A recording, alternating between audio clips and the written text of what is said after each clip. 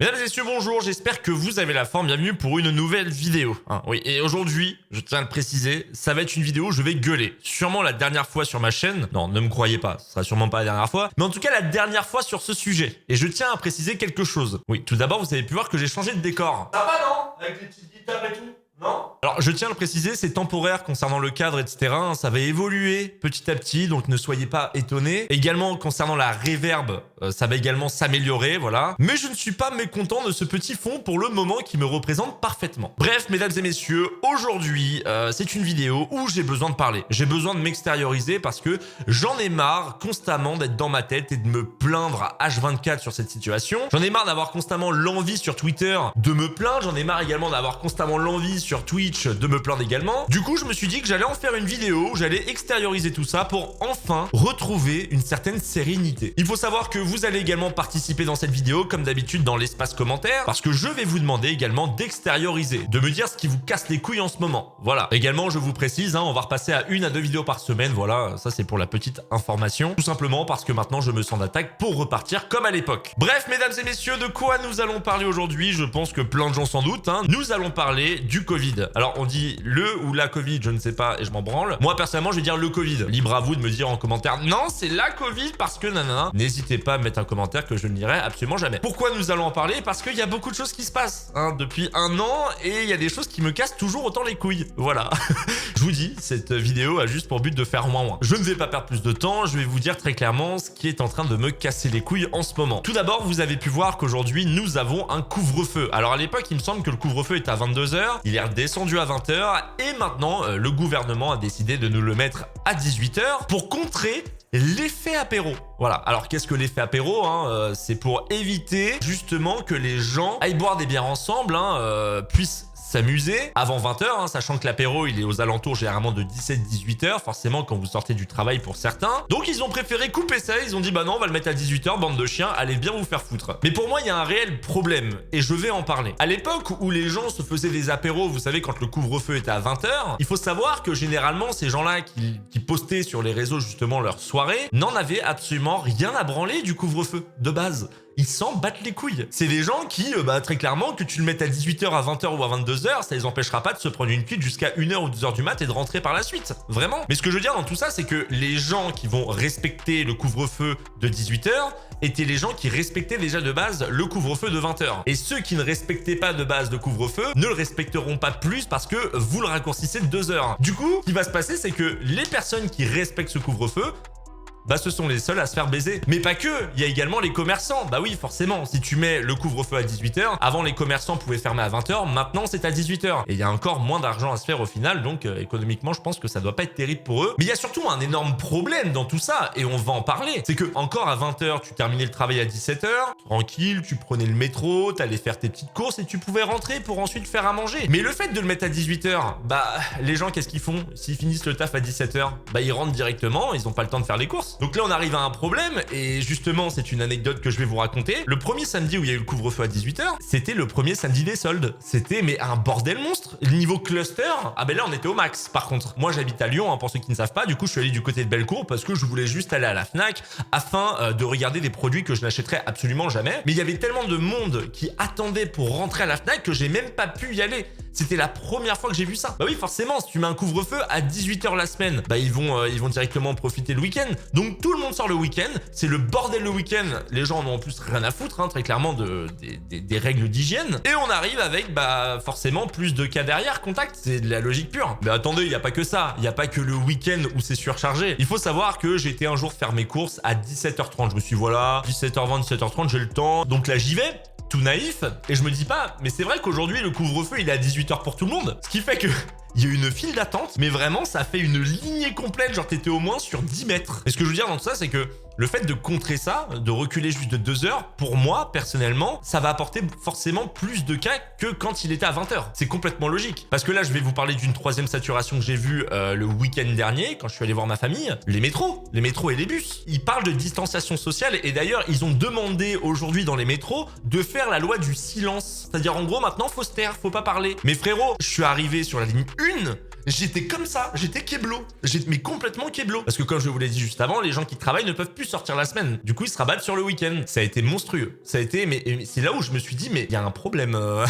Il y a un problème. Je pense que des gens ont vécu la même chose dans le métro. Genre, sûrement, quand il devait être 17h, 17h30, ils ont dû vivre un truc monstrueux, du coup, parce que les gens veulent tous rentrer vite. Donc, du coup, ils doivent forcer dans les métros pour essayer de rentrer, parce que sinon, après, ils vont dépasser le couvre-feu. Et on arrive forcément avec plus de chances d'avoir des cas contacts. Si vous avez des petites anecdotes, hein, bien entendu, l'espace commentaire est là pour ça. Là, pour le coup, je vais me faire un malin plaisir de les lire. On est d'accord, hein, aujourd'hui, la distanciation sociale, genre un siège d'écart, genre 1m50. Alors déjà, ils veulent le mettre à 2 mètres. Au bout d'un moment, ça suffit. Hein. 1m5, c'est bon. Hein. Mais le mettre à 2 mètres, c'est absolument pas possible de le respecter. C'est impossible. Déjà que dans le métro et dans les bus aujourd'hui, les gens maintenant sont côte à côte parce qu'il n'y a plus de place. Il n'y a plus rien. C'est blindé, en fait. Malheureusement, on peut pas augmenter le nombre de métros. On peut pas augmenter le nombre de bus. Donc forcément, c'est impossible. Et en plus, les gens doivent tous rentrer entre 17h et 18h quand ils finissent le travail. Donc j'imagine pas dans les bus, dans ces heures-là, ce que ça doit être. Hein. D'ailleurs, je vous parlais des gens qui ne respectaient pas, bien entendu, le couvre-feu et qui ne respectaient pas non plus le port du masque et j'en passe. Arrive du coup une question que je me pose et peut-être que vous pourrez me répondre. Il n'y a pas de flics?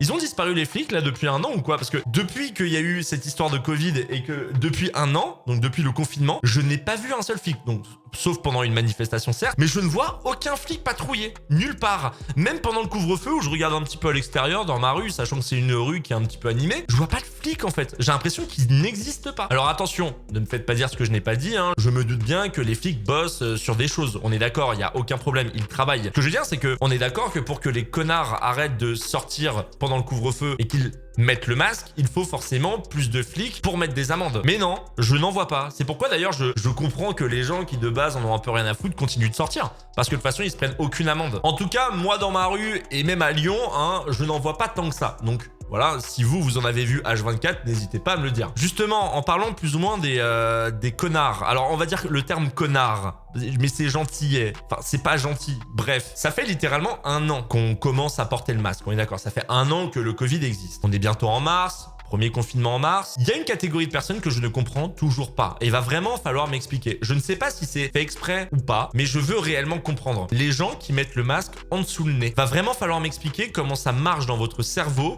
pour ne toujours pas comprendre au bout d'un an comment porter un masque. Parce que ça peut pas être fait exprès, étant donné que si c'était fait exprès, vous le metteriez pas. En soi. Bah oui, les gens qui sont pas forcément pour le port du masque, mais qui ne veulent pas se prendre d'amende, ils le mettent directement ici. Ils en ont rien à foutre. Bah vous devriez pareil, mais non, vous le mettez en dessous le nez. C'est-à-dire en gros, vous faites la moitié du travail. Du coup, je suis arrivé à une théorie. Je pense qu'ils ne veulent pas sentir leur odeur dégueulasse de bouche. Je pense que c'est ça. C'est des gens qui veulent respirer l'air pur. Sauf que vous ne comprenez peut-être pas, mais il y a des risques en mettant votre nez en fait. Je sais pas si vous le savez, ça ne sort pas que par la bouche. Du coup, je ne sais pas si c'est de l'incompréhension ou si c'est de la connerie. Encore si c'était juste au bout d'un mois, je dis pas, ça peut arriver, tu vois, t'as pas trop l'habitude. Mais au bout d'un an, quand même, faites un effort, je sais pas. Faites un effort au bout d'un an pour le mettre au moins au-dessus du nez. Ou alors sortez moins. Si ça vous dérange d'avoir l'odeur de votre bouche, sortez moins. Il y a une autre catégorie de personnes qui le mettent en dessous le nez, mais ça c'est encore plus drôle, c'est qu'ils le mettent normalement. Mais le moment où ils décrochent le téléphone, ils sont obligés de le baisser. Et ça, c'est un truc que je ne comprends pas. Vraiment aussi, il va falloir m'expliquer pourquoi vous baissez votre masque pour parler aux gens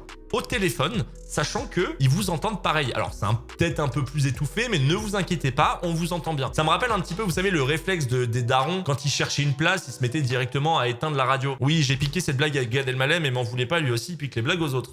Mais vraiment, je me dis, mais il est con. Ma première réflexion, c'est il est con. Alors c'est peut-être un ignorant, mais un ignorant con quand même. C'est pas comme si tous les jours, que ce soit dans la rue ou sur internet ou même encore dans les infos, on les expliquait qu'il faut mettre le masque jusqu'au nez, tu vois. Peut-être qu'ils n'ont pas la télé, pas internet, ni des yeux dans la rue pour voir les pubs. C'est possible. Il peut y avoir un monde où c'est possible. Mais là, on va parler par contre des connards, hein. On va vraiment parler des connards. Voilà, là, j'ai besoin d'en parler. Les gens qui le mettent en dessous, on peut plus rien faire pour vous. Hein, vraiment, on peut plus rien faire pour vous. On est sur le summum de la stupidité. Non, je vais parler de la catégorie de connards qui sont fumeurs. Alors attention, encore une fois, ne me faites pas dire ce que je n'ai pas dit. N'interprétez pas tout ce que je dis là à l'instant T. Je vais vous expliquer. Je parle pas de tous les fumeurs. Hein. T'as le droit d'être fumeur, c'est pas un problème. Mais il a été dit que si tu fumes, tu as le droit de retirer ton masque. Logique, c'est comme quand tu manges, tu peux le retirer tranquillou et puis après tu le remets. Mais les gens qui utilisent la cigarette comme prétexte pour ne pas porter le masque, vous les avez jamais vus ces gens-là qui ne fument pas vraiment mais qui juste gardent la clope, qui va généralement durer peut-être 15 ou 20 minutes, hein, pour marcher tranquille sans avoir à mettre le masque. Genre, vous êtes des enfants, vous avez besoin de parents en fait. Vraiment, genre on dirait les vieux rebelles à la con en mode oh bah non, moi je le mettrai pas. Mais c'est puéril. Vous comprenez que c'est puéril, ça n'a aucun sens. On vous autorise déjà une certaine liberté de fumer dans la rue en retirant votre masque.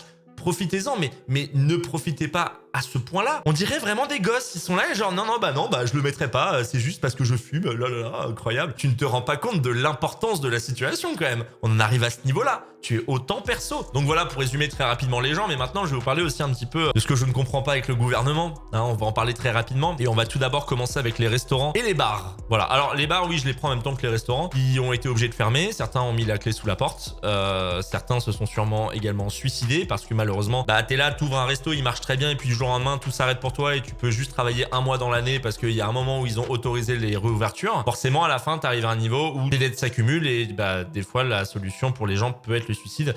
Et je trouve ça incroyablement triste. Mais il y a quelque chose que je ne comprends pas en fait. Vraiment, il y a quelque chose que je ne comprends pas. J'ai posé la question à des étudiants en live. Je leur ai dit, est-ce que les cantines sont ouvertes? Et on m'a répondu oui. Et là est arrivée une incompréhension dans ma tête. Je me suis dit, mais est-ce qu'on peut m'expliquer pourquoi les restaurants ne sont plus ouverts? Parce que c'est dangereux, que là, il peut y avoir une propagation du virus, mais que les cantines restent ouvertes alors que c'est exactement le même concept. La seule petite différence, c'est que quand vous êtes au collège et au lycée, vous avez moins cette prise de conscience de la pandémie. Donc du coup, je pense que vous pouvez potentiellement moins faire attention que des adultes. Alors après, si ça se trouve, il y a une distanciation sociale à respecter. Ok, déjà j'y crois pas trop parce que dans les cantines, généralement, c'est constamment blindé. Des fois, t'en arrives à un pont où t'es obligé d'attendre debout comme un connard. Mais même s'il y a une distanciation, pourquoi il y aurait pas dans les bars et dans les restos une distanciation à côté? Avec du plexi sur les côtés, du plexi en face. Enfin, vous voyez ce que je veux dire? Les mesures peuvent être prises pour les restos et les bars, tout comme pour plein d'autres secteurs en fait. Et pourquoi ils ne veulent pas que ce soit pris en compte? Surtout, on va parler d'injustice à côté. Les métros restent ouverts alors que c'est un bordel monstre. Les transports en commun, c'est du n'importe quoi. Mais on l'accepte. On dit, bon non, ça va. On va continuer comme ça. Par contre, les restos, allez bien vous faire enculer. Les bars aussi, là, fermez tout. Vous fermez tout pendant plus d'une année parce que c'est vous le problème, tu vois. Limite, c'est les restos et les bars qui apportent autant de cas. Alors, j'en ai aucun doute. Oui, en effet, dans les bars et dans les restos, ça peut apporter des cas contacts parce que les gens ne font pas attention. Mais ce que je veux dire, c'est que des mesures peuvent être prises en compte pour justement qu'il y ait moins de chances de propagation du virus. Voilà, c'est ça que je veux dire. Et d'ailleurs, en parlant de cantine, j'aimerais parler aussi un petit peu aux étudiants. Voilà, ceux qui sont également royalement dans la merde en ce moment. Mais les collèges, lycées sont toujours ouverts. Alors, on va dire oui, mais c'est pour que les parents puissent travailler, etc. Je suis d'accord. Ok, il y a aucun souci. Au bout d'un moment, on en a rien à foutre. Ça apporte un problème en fait. Ça apporte des cas contacts, mais énormément de cas contacts. Mais on les laisse ouverts. Alors, on laisse ouverts, mais apparemment pas pour tout le monde. Alors, c'est une galère monstrueuse. Il y en a, ils sont en distanciel. Il y en a, ils peuvent y aller une fois par semaine, mais en fait pas trop. Et en fait oui, mais en fait non.